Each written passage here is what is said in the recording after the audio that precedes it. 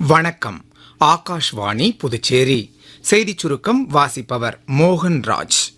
இன்று முதல் இந்திய குடிமக்கள் ஜெர்மனியின் விமான நிலையங்கள் வழியாக வேறு ஒரு நாட்டிற்கு பயணம் செய்யும் போது விமான நிலைய வழிப்பயண விசா பெற தேவையில்லை என்று ஜெர்மனி அறிவித்துள்ளது.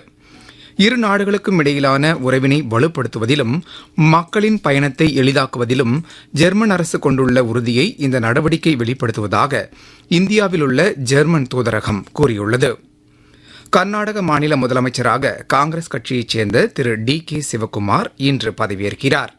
பெங்களூருவில் உள்ள மக்கள் மாளிகையில் இன்று மாலை நடைபெறும் விழாவில் அம்மாநில ஆளுநர் திரு தாவர்சந்த் கெலாட் பதவிப் பிரமாணமும் ரகசிய காப்பு உறுதிமொழியும் செய்து வைக்கிறார்.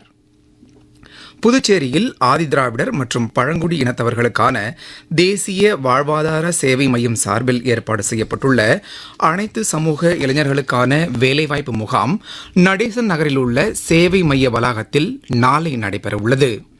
கோடை விடுமுறைக்கு பின் புதுச்சேரி மற்றும் தமிழகத்தில் நாளை பள்ளிகள் திறக்கப்பட உள்ளன.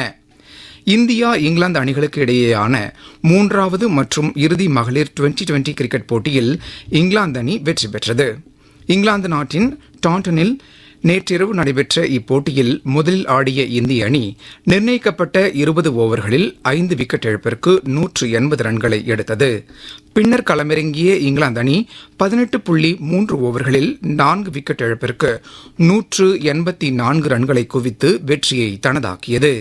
இந்த வெற்றியின் மூலம் இங்கிலாந்து அணி 2-1 என்ற கணக்கில் தொடரை கைப்பற்றியது.